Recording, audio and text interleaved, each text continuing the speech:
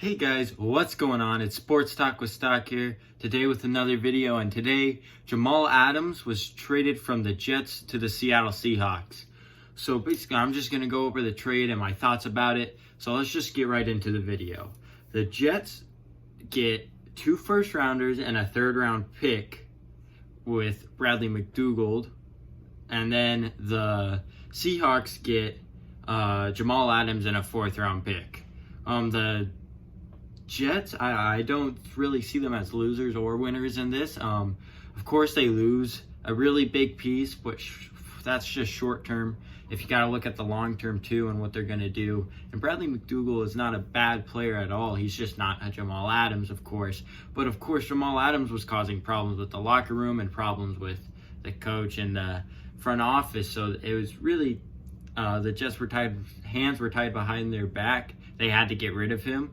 And they really did get a good trade for how much leverage they didn't really have.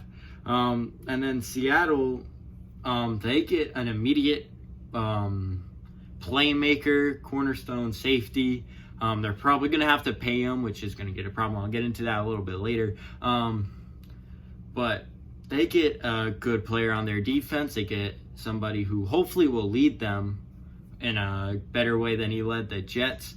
But on the field, he's an outstanding player, and you just want to see what he can do. And I mean, this is unfortunate for me because I'm a Cardinals fan, and this is gonna just make it a little bit harder in our division.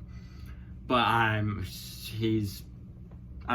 happy for Jamal Adams. He got what he wanted, and he got out of a bad situation, which I think the Jets are a bad situation. But now the Jets, they probably got the better long term of the deal.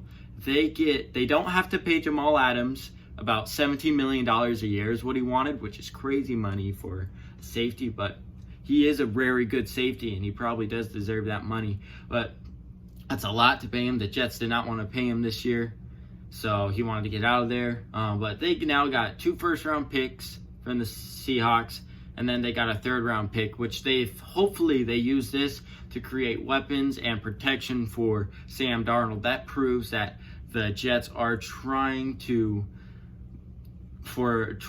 make the Jets better, and they're trying to just protect Sam Darnold and make sure that he is a great quarterback going into the future.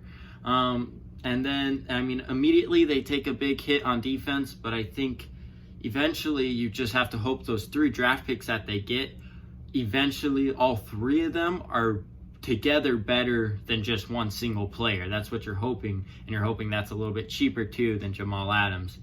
And then for the Seattle Seahawks, you get a great player immediately. You're a win now. You want to make it to the playoffs, and you want to be great, so you get this great player. Leadership can be a little bit questionable at times, but that should be good for them. Now, the biggest problem for them is that they have to pay him a lot of money, which Russell Wilson is already one of the highest paid players in the league. Then you have Bobby Wagner, who is the highest paid off-ball linebacker in the league. Now you have Jamal Adams, who wants to be the highest paid safety in the league. And I mean, Russell Wilson wants more superstars too, and he wants more players, but at one point you just got to realize that they don't have the money to get more superstars, and that they're going to have to take a break for a while. They're not going to be able to make big plays in free agency or big trades for a while. I mean, they had Jadeveon Clowney, but they weren't able to pay him, and they gave up a couple picks for him. So that's unfortunate for them, but at this season as it is, that's a great move for the Seahawks, and later seasons hopefully it'll be a great move for the Jets. Well, anyways, guys, that's going to wrap up my video here. I hope you guys enjoyed, and I'll see you guys next time.